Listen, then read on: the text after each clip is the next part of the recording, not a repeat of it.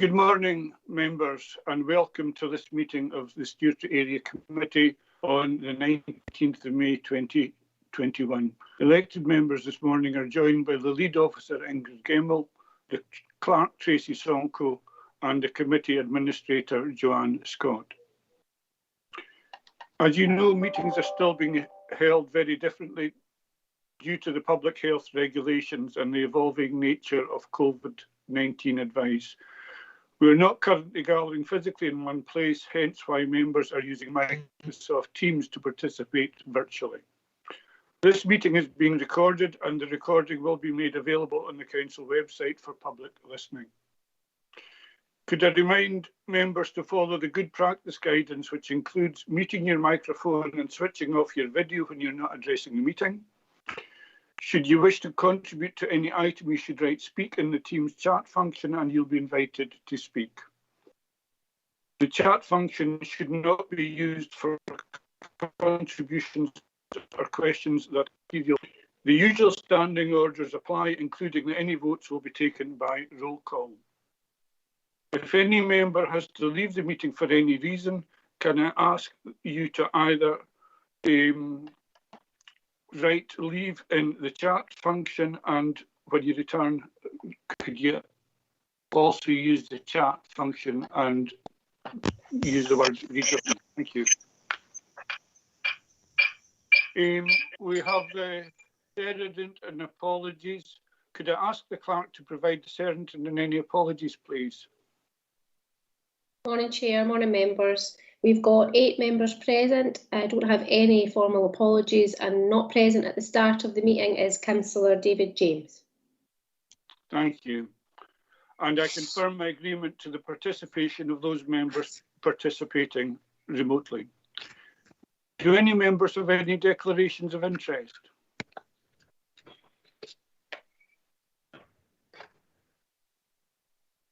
Thank you. I'll take the silence as affirmation. Thank you. As you know, it's entirely a matter for an individual member to determine if they have to declare an interest. So we'll now move on to the minutes of the previous meeting held on the 17th of March. You have the minute in front of you for approval. Are members happy to approve the previous meeting's minutes? Happy to approve, Chair. Thank you, Councillor. We now move to item 4. This report asks members to agree the arrangements for the allocation of the Stewartry Area Committee's discretionary budget and poverty and inequality budget for 2021-2022. There are, however, a few issues for noting and a few considerations.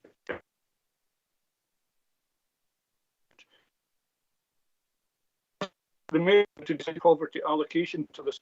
Secondly, the key priority areas for our discretionary budget following the recent member seminar. And finally, the key civic events and initiatives and our approach to applications that was also discussed at the seminar.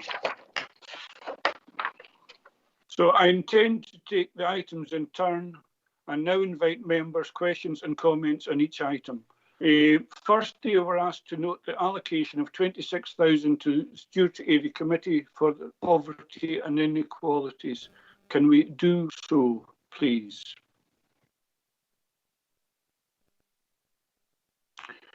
We need to then agree if the allocation of this committee's poverty and inequalities budget will continue to be determined by the usual participatory budgeting exercise involving a public vote, or by the grant application process as detailed in the report and decided via this committee. So can I invite members to this consideration first? Do we members feel we want to stick with the participatory budgeting decision making which involves the public vote, or do we go with the revised option of a decision via this committee according to the process detailed in the report in front of us? To help us, if we need help, and I'm sure we might, reach the decision on which method we're going to use, I'm pleased to welcome Kimberly Phillips here to answer any questions we have and respond to any comments or queries. Wendy Jessup is also present, and I welcome her to the meeting and can further address members' queries regarding the anti-poverty budget and previous processes. Kimberly, have you anything to add before I open it up to members' questions and comments? Good morning, Chair. Good morning, everybody. No, I've got nothing to add at this time.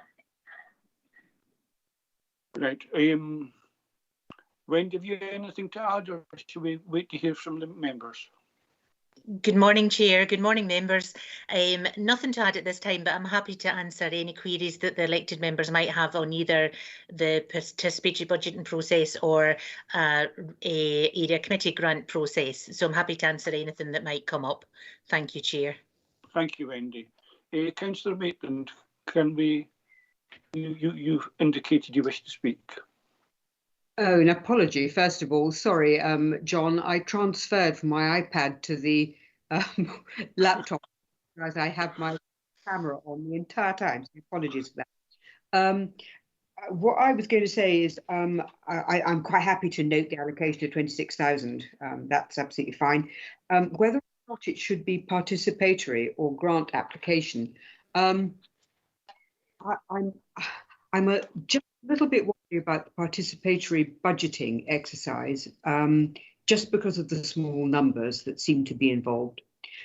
On the other hand, we are being tasked nationally by dealing with 1% of our budget on participatory budgeting. It would be a contribution to that activity. Could I ask, Wendy, whether there has been an increase over the years? Are we actually moving towards more participation rather than very small groups of people who are, particularly interested and who would be affected directly by this? So really it's to find out how we are getting on with increasing. Thank you, Jane. Okay, thank you, Chair. Thank you, members. Councillor Maitland, that's an excellent question. In terms of the participatory budgeting, which we've been delivering through the Tackling Poverty and Inequalities team, we've now just completed our 4th round of funding, which equates to £900,000 over the last 4 years, which has been distributed by participatory budgeting, which all contributes to our council's 1% target of our annual budget to be disseminated through that route. In terms of the level of engagement, it seems to be that a lot of the groups who participate in participatory budgeting are very good at engaging with people and encouraging them to vote. And I know some people feel it's maybe a popularity contest, but I always feel it's a bit like everything else. If you put a lot of work into it, you get a good result. So to me, the groups that engage the most get the most benefit from the PB funding. But then on the other hand, we have got a lot of small groups who maybe don't have spare staff, volunteers, employees that are able to go out and engage on that level to actually get the number of votes in that they need to receive that funding, because they're concentrating on doing their core activities that help people to tackle poverty and inequalities. So it's very much a two-edged sword. And I think this year and last year, it's been it hasn't been as engaging as it could have been, because obviously we have had to omit the public voting events, which has been unfortunate, but that's just been because of the COVID-19 global pandemic, and that was totally out of our hands. So it was only online voting that was available. But I do think it is a good method to disseminate money, but I think again it's developing it more and maybe giving more support to the groups so that they can all be on a more level playing field when it comes to the level of engagement with the people that they need to vote for the projects. I don't know, does that help at all? If I may, Chairman, yes, it definitely does, Wendy. You're simply reflecting. Certainly, Jane. What? Sorry, can you hear? Is it all right? Yes, loud and clear. So no, it's you're reflecting exactly what I am hearing on the ground, that it does. The system prefers the well organised, and and not everybody is. And, it's meant to be dealing, ironically, with inequalities. It absolutely makes things worse in some senses. I'll listen to what other people have to say at this stage. I'm wobbling on both ways, I'm afraid. Thank you, Councillor Maitland. Councillor Howie. Thank you, Chair. More an observation than a question. I share Jane's view that PB basically has been cornered by those with a history of making PB applicant. They've got the network there in which to get their vote up in the public, and I'm not convinced that the small groups have the opportunity to garner the support that the major ones do. I appreciate what Jane was commenting about adding towards the council's objective of reaching 1% spend by PB. But I think we have to look at the budget of this particular department and saying even 100% of that department is not going to make any impact on the 1% that we're meant to be achieving. So in this particular, I'm not a great fan of PB. I think there's opportunities for people basically to manipulate it. And I would be more comfortable that it was a member's decision of how money was spent. Thank you, Chair. Thank you, Councillor Howie. Have other members got other thoughts they wish to share?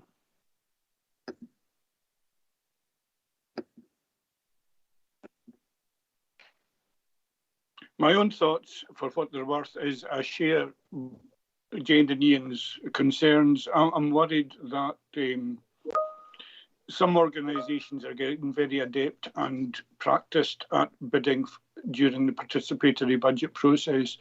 And as I said at the meeting yesterday, we're not really reaching an awful lot of the people who will be affected by the budgeting decisions we make. For instance, I wondered if sixth-year students could participate and decide how the funding for youth should be allocated.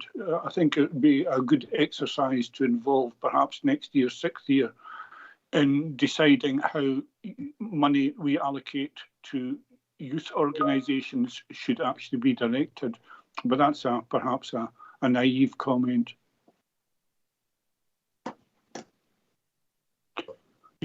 Councillor Campbell. Thank you, Chair, and apologies for not using the chat function. I don't seem to be able to open it this morning. I'm looking at the participatory budgeting website that is online, and it in the about page, which is why and what is participatory budgeting.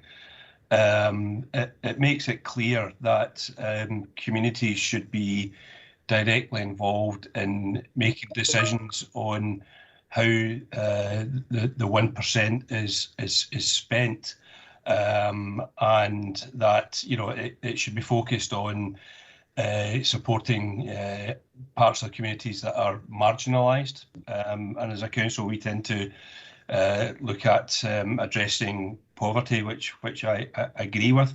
I think to have the decision making on how this money is distributed by elected members is as far away from the principles of participatory budgeting as it possibly could be.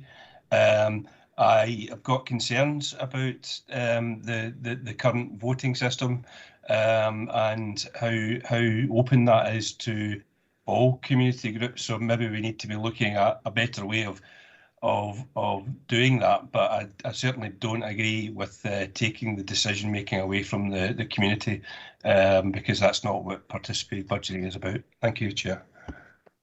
Thank you, Councillor Campbell. Apologies to Councillor Stitt. You should have been ahead in the queue. So can we hear you now, Davy? Thanks. Just to comment, I probably agree with yourself, Ian and Jane. I think for once we should do a member's decision, John, because for all the years I've been a councillor, you've got the champion form fillers that always know how to fill in forms, and as Wendy said in her contribution, some of the smaller units, groups never get a chance to get any money out of it. So I think I'd rather than doing them a member's decision. I know Dougie doesn't favour it, but that's the way I would favour it. Thank you, Davy. Councillor Davidson. Thank you, Chairman. So I support participatory budgeting. I think I would observe, however, that we will in due course, I think, need to get beyond its use as a means of distributing small to medium-sized grants. I think that was only ever part of what participatory budgeting is supposed to be in policy terms. I think perhaps this year a pragmatic approach is needed, and I would tend, in the circumstances that we're in at the moment, and given the I think well understood pressures right across society as a result of the experiences of the past year and a bit now, it might be more sensible for us to go with the quickest method of being able to get this funding support out to organisations that would be able to benefit from it. I wouldn't want that to be taken as moving away from our general commitment to participatory budgeting, but has been recognised across the piece and by the Scottish Government that it's not necessarily straightforward to do under the circumstances that have prevailed, over the past year, as I've referenced. My question, therefore, would be for either Wendy or Kimberly, I suppose. Which method would be the most straightforward and quickest in terms of getting funding resource out to organisations that could use it? Thanks, Chairman. Thanks, Rob. Wendy, do you want to respond to that?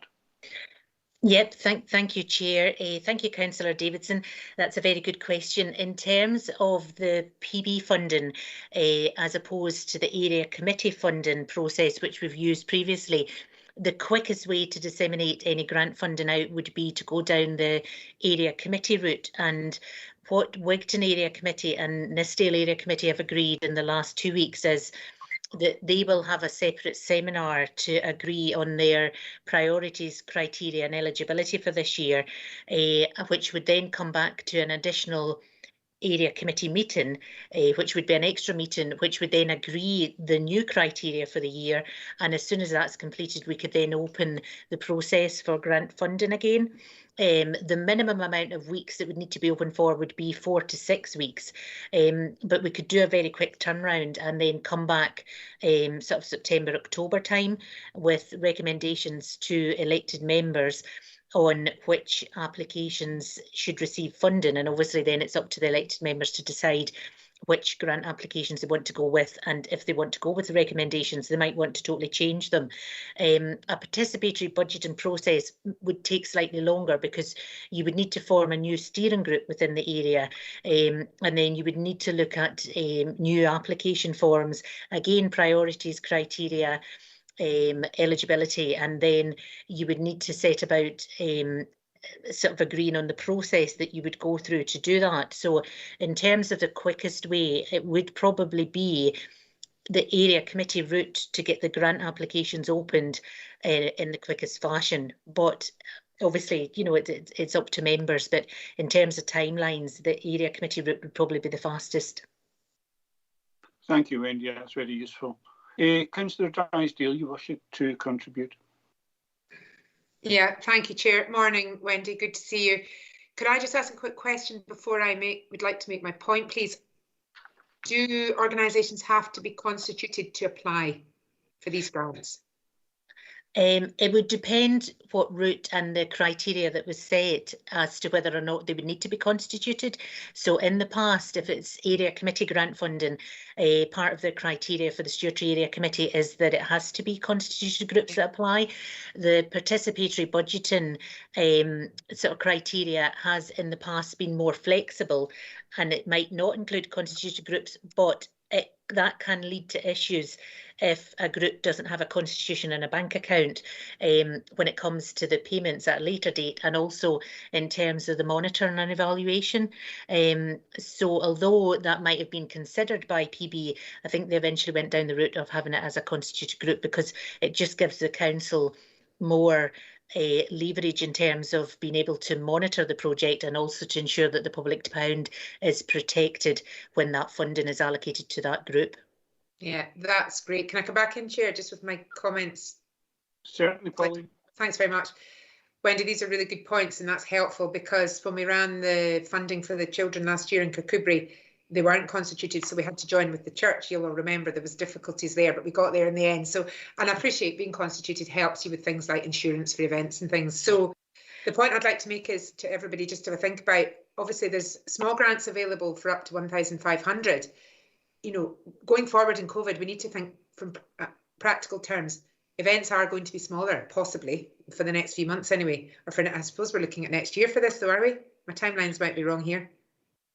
No, Councillor Drysdale, we could open the funding later this year, so it would be within this financial year. Yep. Okay, so would there be an opportunity, possibly, just something to think about, that, you know, if we're reminded today to go, could we go in two directions possibly, for the smaller grants to be a committee decision to make it quicker, for smaller organisations that maybe we have to determine that they're constituted. But to me, it's always delays. You know, these smaller groups find it very stressful. They want to get going. They're keen, they're enthusiastic, they're usually full of good people. Possibly the numbers are smaller, but that could possibly come via committee. That's just a point I would like to make and everyone to think about. Thanks, Wendy. Thanks, Chair. Sorry, you broke up a wee bit towards the end, Pauline. Do you want to repeat the final section of your thoughts? Sure, John. It was just to say, possibly as a committee today, we need to think about, could it be down two avenues? So for the smaller groups, could they come through area committee? Much like we do with Davy Stitt on the Sports Council for the smaller grants. We meet, we discuss the applications, and they are for smaller amounts of money, and therefore people can get going within their communities. So I don't know if that's possible. That's really the question I'm asking, and wondering if we could look at it that way. So for the £1,500 smaller grants, could we look at a committee area decision for those, for example? But again, John, Chair, it may be the problem that they're not constituted. That's the trouble with the smaller groups. I don't know what Wigton has done or that area, Wendy, but you might be able to guide us. Thanks. Thank you, Pauline. Wendy? Great, thank you, Chair, and thank you, Councillor Drysdale. The Wigton Area Committee and Nithsdale Area Committee, they've both agreed that what they want to do is hold a seminar to discuss the eligibility criteria and priorities for this year. And included in that seminar will be the upper and lower limits for applications to the fund.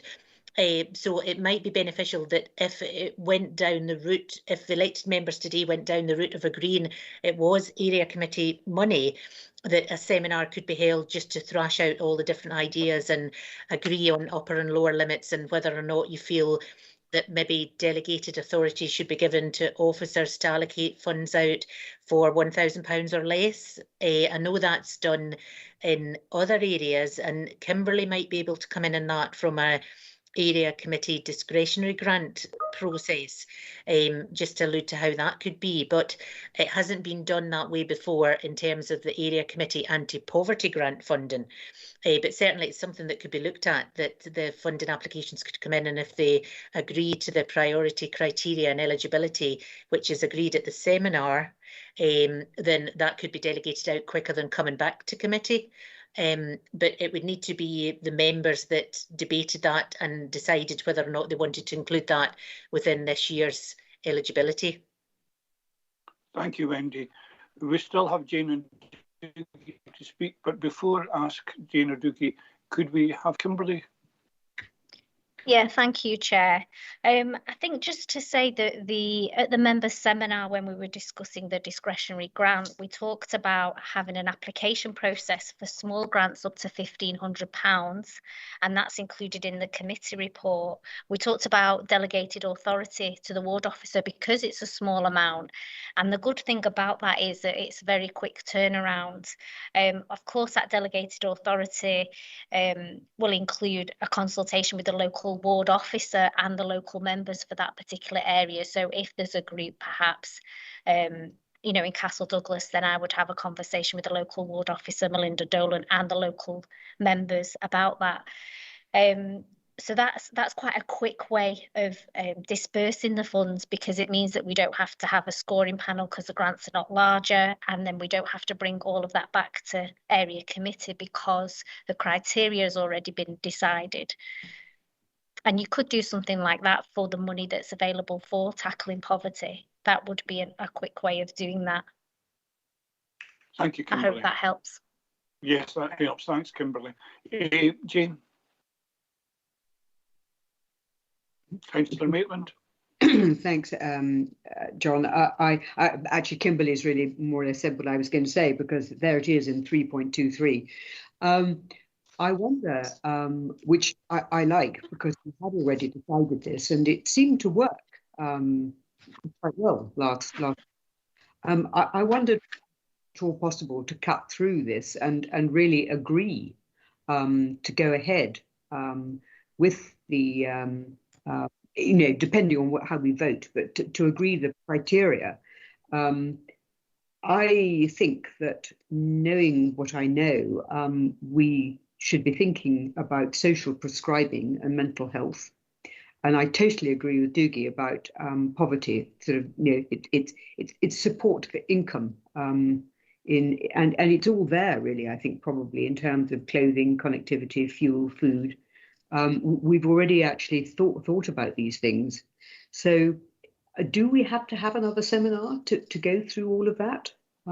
It's not absolutely clear that we need to do that. We've made decisions in the past about what we intend to spend the money on. We've got a system for the small grants, and now we've just got to tussle over whether it's going to be PB or the area committee system for the slightly larger amounts of money. Is that right? That sounds accurate to me, Jane, unless Kimberly wants to come in again. Yes, please, Chair. Just to respond to Councillor Maitland, to say you don't have to have a members' seminar. You can agree today that you want to go through the application process and you want to set those upper limits at 1,500. Under 3.23 of the report, it does indeed say the type of project, or gives you examples of the type of projects that you could fund from the Tackling Poverty's funding. So things relating to clothing, food, fuel, connectivity, transport and employability are already named in the report. Of course, it's entirely up to members whether you feel you want to discuss that in more detail or whether you're happy with those proposals. I don't know if Wendy's got anything to add there, but that's my view. Thank you, Kimberly. Councillor Campbell. Thank you, Chair. Thanks for letting me back in. I think it was either the Communities Committee or full council when participated budgeting was previously discussed, and asked the question, if we went away from the current model for participatory budgeting, would that be legal in terms of the Community Empowerment Act? And I'm not sure I got a clear answer to that, but I'm just looking at the Scottish Government website here in the summary of the Community Empowerment Act, if you bear with me. Part 10, participation in public decision making, a new regulation making power, enabling ministers to require Scottish public authorities to promote and facilitate the participation of members of the public in the decisions and activities of the authority, including the allocation of resources. So I suppose my question is, if we make a decision as an area committee and follow what other area committees have done in terms of how this money is distributed, are we in line with the Community Empowerment Act? Thank you, Councillor Campbell. I would suggest that under the particular special circumstances, we are distributing the money during this COVID time as a temporary fix to allow the funding to go to the organisations, it would be acceptable in this case, but our long-term goal will be obviously a fuller and broader participatory regime. But I think as a one-off for this 1 year, I would suggest it is acceptable. Councillor Howie. Sorry, Chair, I was just going to come back in if that's okay. Certainly, Dougie. So legally, if a community group was keen on the present model, would potentially the decision we make today be challengeable in court? That's my question, and that's my main concern, is that the decision we're making, and I fully accept the circumstances we're in, but is what we are doing legal? That's the question I'm asking. You made a very good point, and I wish Vlad was here and able to respond to it. I think we could make a decision pending approval from our legal expertise within the council. So it would be a decision pending full legal approval, I think we could make today, and we wouldn't act on our decision until we are assured that what we're voting for is competent.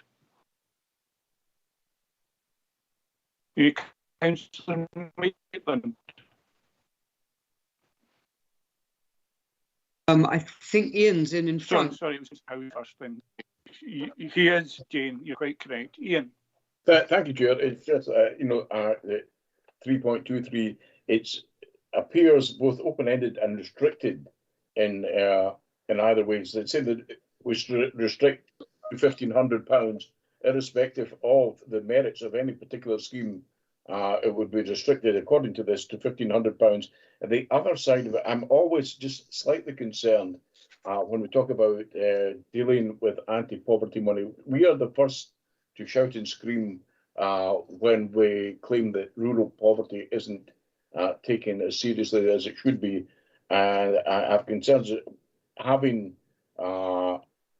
perhaps been too open in what can, they're saying, for example, and I'm just concerned that perhaps we as members should be deciding what we wish anti-poverty money to be spent on, and not for it to be perhaps so open-ended. It's just an observation, Chair.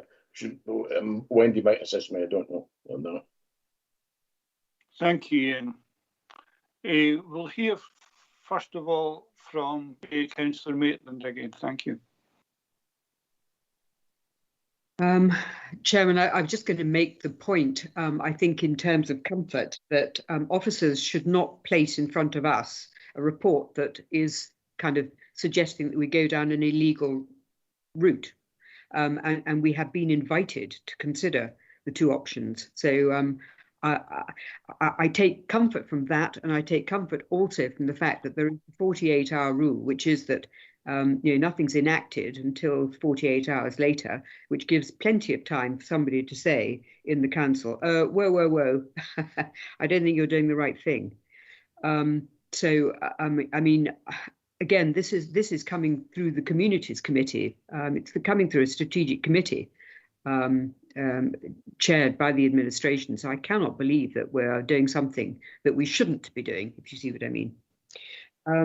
I would just like to propose that to sort of make it easy for everyone, that we do actually go down the area committee methodology for the first part of that, with that recommendation, and go down the grant application process. I would like to make a suggestion, because for 1 year, conversation about this, Chairman. It seems to me a good opportunity to sort of say to the community, how is it for you? How's it been for you over the last 2 years as we come out of this, and to perhaps consider how we should be dispersing monies in the future. So what is the right thing to do? And a community conversation where everybody gets a chance to speak on an equal footing would seem to me quite a kind of open, transparent way to tackle what is a very knotty problem. It is difficult, I accept that. Thank you, Jane. I missed a little bit of that. I don't know if I was the only person who did, but I believe you proposed we'd go down the grant application process via the area committee, and you also talked about a community conversation as part of this process. Not so much as part of the process, but probably at the end of it, Chairman. But at some point, we ought to have a community conversation about the disbursement of these sorts of monies in our local area. It's very local. It should be what people feel on the ground in our wards. So yes, I think that's what we should attempt to have on a statutory area basis, on the 3 wards basis. I would suggest. And yes, you're right. I'm proposing that we go down the line of the area committee application process for this year only. Thank you, Jane. I'll take note of your proposal, but I'll invite Ian Blake to speak first. Thank you, Chairman. Where I understand Councillor Campbell's concern, I do not believe for 1 minute that we'd be breaking the law if we went down this path. It was discussed at this area committee obviously last week, and his reference to the legislation, it did say that we should be promoting participatory budgeting. It's not specific, it doesn't actually say how we should promote it. In the past years, we've decided to go down the way we did. All we're doing now is sitting back, obviously because of the current position, and looking at how better we can promote it. So it's not as if we're stopping promoting the participatory budgeting. I think it's quite right that we should go, and I would certainly support Councillor Maitland's proposal. Thank you. Thank you. Thank you, Ian. We have a proposal and a seconder, and before we consider that, could I invite Wendy and Kimberly to speak again? Wendy first. Brilliant. Thank you, Chair, and thank you, members. Just to hopefully give Councillor Campbell some comfort, the Communities Committee delegated the decision on the outcome and the dispersal of the funding to each of the 4 area committees, so that they could make the choice on whether they wanted it to go down the PB route or the area committee route. So there's definitely no issues in terms of the legality of what we're discussing today, but I can definitely go back and check that. But I do understand where you're coming from, but it might help that the 1% of funding which is supposed to be allocated each year through PB, that's the entire council. So there will be other elements of the council that are working on dispersing funding through participatory budgeting processes, but we do recognise that that's probably been held up significantly due to the COVID-19 pandemic. But there will be other areas apart from the Tackling Poverty and Inequalities budget that would be dispersed in that way. I mean, hopefully that might help a little, Councillor Campbell. But in relation to Councillor Howie, in relation to your comments on the criteria, eligibility and priorities, I just wanted to bring to members' attention last year's funding in terms of the limits of the funding. If you did decide to go down the route of the area committee funding, in section 3.23 it mentions upper limit of small grants of £1,500. Last year there was no upper limit, as you'll recall, and I think you were talking about encouraging groups to maybe work together to get larger applications in. So it was just maybe to bear that in mind as well, because 1,500 is quite a small amount for a project, whereas it might be that if it's a larger sum for an upper limit, or if there's no limit again, you might get additional larger scale projects which would make more difference in terms of an impact. But again, it's for members to consider and agree, if that helps at all. Thank you, Chair. Thank you, Wendy. And before we invite Dougie to speak again, can we hear from Kimberly? Thanks, Chair. I was just going to say what Wendy said, to be honest. So she's Thanks. covered it. Dougie?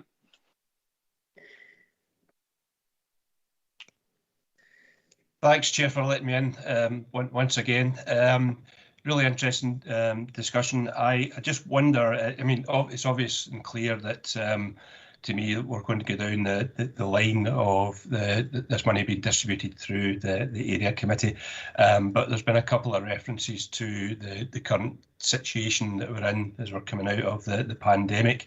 I'm just wondering, therefore, if at recommendation 2.1, we make specific reference to the grant application on this occasion, or just making it explicit that the decision that we're making today on distributing this money is an interim measure, and obviously the decision can be made at a later time in terms of a new model for distribution. But I just wonder if members would agree just to making it explicit in 2.1 that this is an interim measure. Thank you, Dougie. I can't speak for members. I personally would have no objection to having these words added to the recommendation 2.1. The other aspect of this we still need to agree is whether we require a further seminar, or, as Councillor Maitland suggested, we've already set our criteria and our rules and we just want our officers to apply these. Does anybody want to comment? Councillor Maitland. Thank you. Quite happy with Councillor Campbell's insertion of making it clear it's this year. Really. Quite happy with that. I take Wendy's point about the upper limit, but we are talking about a very limited amount of money, £26,000. And my instinct in a funny way is that in fact that actually encourages slightly smaller groups not to be daunted by the idea of putting a proposal forward. And actually, Wendy, arguably, it does in fact encourage partnership working. If you want to get a bit more money, you've got to get together with a couple more groups. And I would suggest that that's actually one way of persuading people to join in partnership. So maybe just for this year only, that's something that we should emphasise. Thank you, Jane. We've got a proposal and a seconder, but I think members are really in agreement and we should just proceed with the grant application process and an amendment.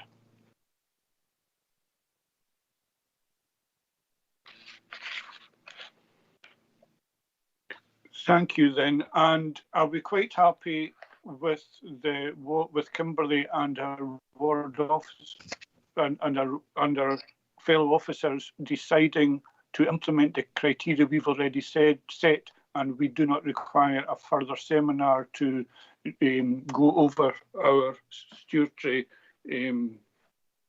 process for the distribution of these grants? So that would be the distribution as set out in Appendix 2. Are we quite happy to allow the process to proceed without a further seminar? I think so, Chairman. Thank you. Pauline? Yes, I would agree with Councillor Maitland. We do not need another seminar. Thanks, John. Thank you. So really we're now in a position to move towards the recommendations, and I'll just go through these. Members are asked to, at 2.1, note the allocation of £26,020 to Stewardship Area Committee for the Tackling Poverty and Inequalities budget, and agree its allocation will be by a grant application process as an interim measure as set out in paragraphs 3.5 to 3.10. Members happy with that recommendation?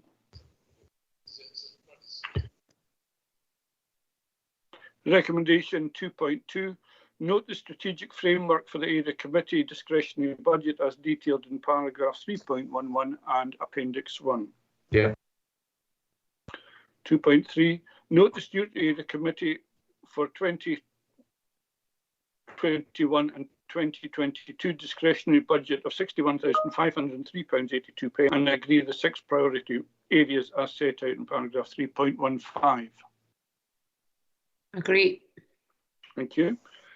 2.4, agree the key civic events and initiatives as referenced in paragraph 3.15 totalling £37,214 as set out in appendix 2 and agree to invite expressions of interest to deliver them as set out in paragraphs 3.16 to 3.18. Agreed. 2.5, agree a grant application process for the remaining budget for grants up to £1,500 for community galas and events, youth, key facilities and recovery, review and restart as defined in paragraph 3.21. And finally, recommendation 2.6, agree to the decision at 2.1 above if a grant application process is agreed to. It says to further agree the arrangements as set out in paragraph 3.23. Is that still applicable? Yes, I think it is. So that's us considered and agreed the recommendations. Unless anybody wants to contribute further, I have no urgent business. So thank you, members. That concludes the meeting. James, speak, John. Sorry, did somebody come in? James want to speak, John. Oh, sorry, Councillor Maitland. Yeah, sorry, thank you. It was just about the notion of a community conversation to get a bit more input from communities later on. I'd just like to plant that in people's minds as to how we might do this. I think there's an opportunity here. Really. The meeting's still open, James, so by all means suggest a further recommendation. Well, would you mind if we put that in the end to consider holding a community conversation at a later date on the matters that are in this report? Thank you, James. That would be recommendation 2.7 have Kimberly or got the wording as spoke by Councillor Maitland. Are you quite happy to add that? Have